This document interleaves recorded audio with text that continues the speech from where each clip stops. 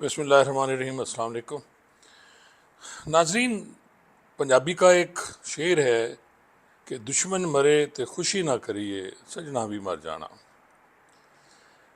لیکن آج کل کے جو حالات میں دیکھ رہا ہوں اور جس طرح ہمارے پٹھان بھائیوں کی شہادت پہ ہماری دوسری پارٹی جس میں ساری سیاسی جماعتیں ہیں اور جس طرح تمسخر اور مذاق اڑایا جا رہا ہے ان کا، یہ غلط ہے۔ وہاں سے آئے، غلط ہوا، مان لیا جی، انہوں نے حملہ کر دیا اسلام آباد پہ، مان لیا۔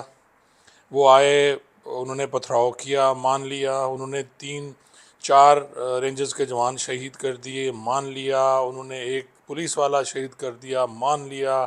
سب باتیں مان لی۔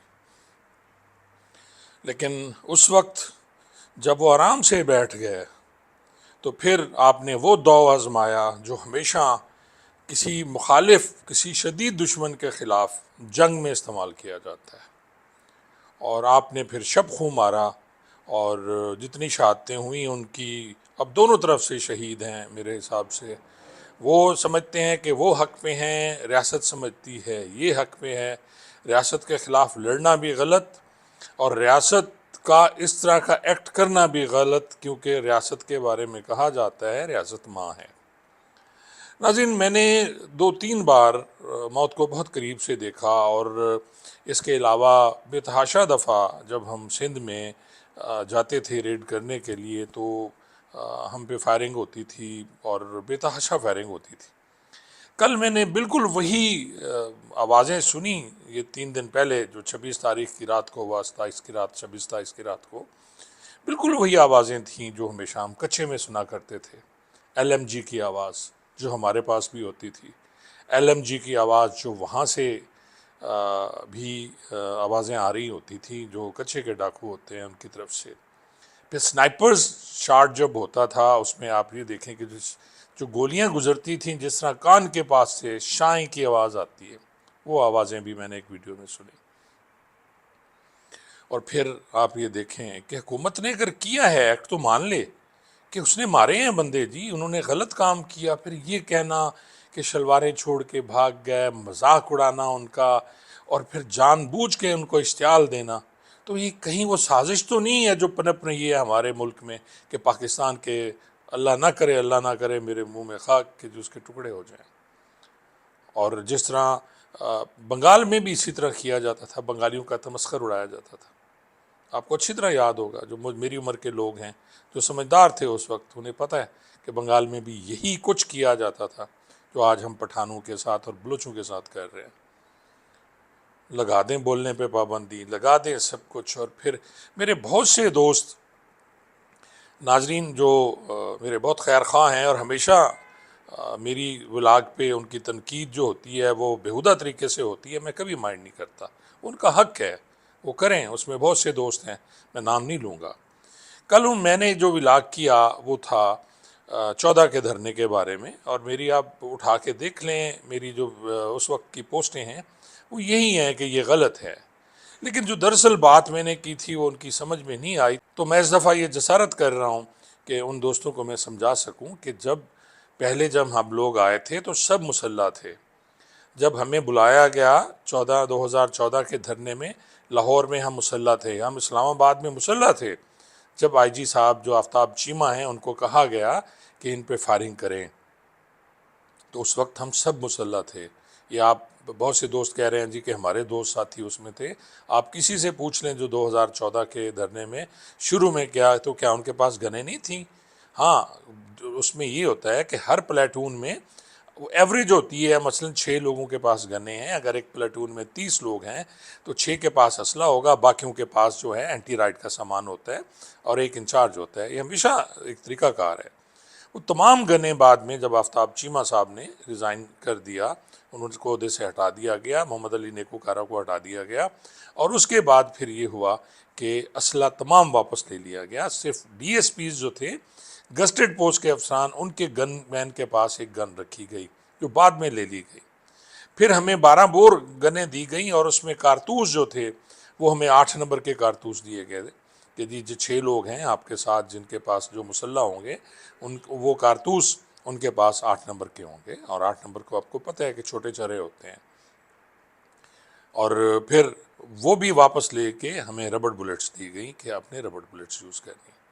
یہ میں اس وقت کی بات بتا رہا ہوں. یہ کون فیصلے کر رہا تھا، کیسے ہو رہے تھے، یہ سب کو پتہ ہے کہ اوپر سے فیصلے آ رہے تھے. پھر آئی جی جو تھے بڑی مشکل سے ڈھونڈ کے لائے گئے، ایک حاجی صاحب جو پہلے اے ایس آئی بھرتی ہوئے، پھر وہ انسپیکٹر بھرتی ہوئے، اس وقت کو کوئٹہ ڈی اے جی تھے جی، اور ریٹائرمنٹ کے قریب تھے وہ، ان کے 2-4 سال تھے. تو پھر انہیں بلایا گیا اور ان کو آئی جی لگایا گیا، اور انہوں نے ان کے احکامات مانے. پھر یہ بھی مجھے یاد ہے کہ جب شیلنگ ہوتی تھی، جب 16 کی رات کو شیلنگ ہوئی، شدید شیلنگ ہوئی تھی، اور اس کے بعد یہ جو اس وقت کے مظاہرہ کر رہے تھے پیٹ کے، اور پی ٹی آئی کے لوگ پیٹ کے زیادہ تھے، وہ پہنچ گئے تھے اسمبلی ہال تک، اور اس کے بعد آرمی کے آ گئی، اور آرمی نے انہیں پیچھے ہٹا دیا. یا کسی کی کال آئی، ایک یہ بھی ہے کہ کال آئی تھی ایک کہ جی آپ شیلنگ نہ کریں، اور وہ پھر آرام سے مظاہرین پیچھے ہٹ گئے.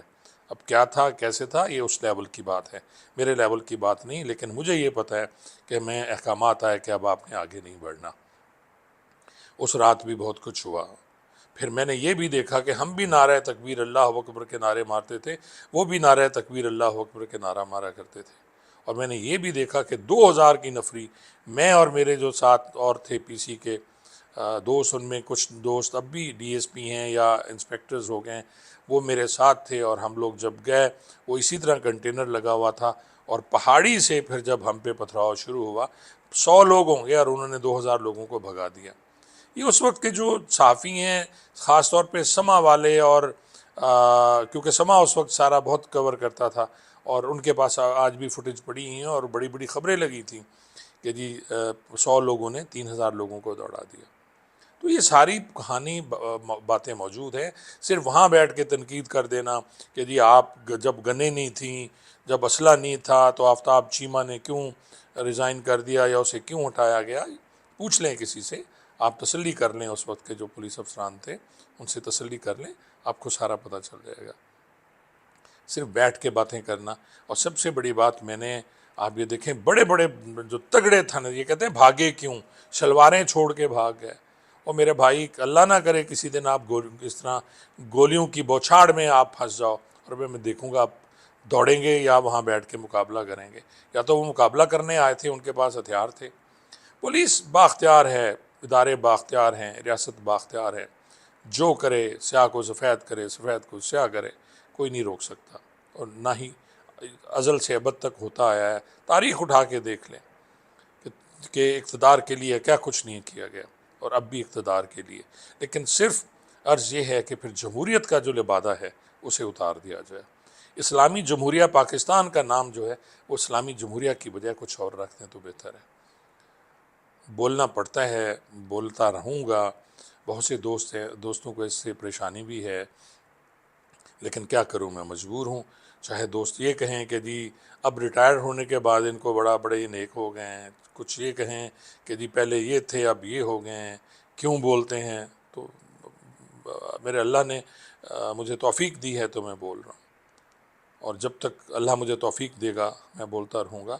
اور وہ میں عرض کر رہا تھا کہ بڑے بڑے افسران جب فائرنگ ہوتی تھی کچھے میں، زمین پہ لیٹے ہوئے میں نے دیکھے، ان کے سر نیچے ہوتے تھے اور ان کی ٹانگیں اوپر ہوتی تھی، اور فائرنگ ہو رہی ہوتی تھی. بڑے بڑے لوگ دیکھے گئے، اور تاریخ گواہ ہے. یہ میں نہیں کہہ رہا، آپ پوچھیں رحیم یار خان اور وہاں کے جو دوست جنہوں نے میرے ساتھ سرو کی ہے یا باقی لوگوں کے ساتھ سرو کی ہے، تو کیا صورت حال ہوتی تھی. سانس پھولے ہوتے تھے اور بھاگنے پہ مجبور ہوتے تھے، اور بہت کچھ ہوتا تھا جو میں اب یہاں بیان نہیں کر سکتا. بہرحال ان دوستوں کے لیے آپ تنقید ضرور کریں، لیکن تہذیب کے دائرے میں رہ کر کریں. بہت بہت شکریہ.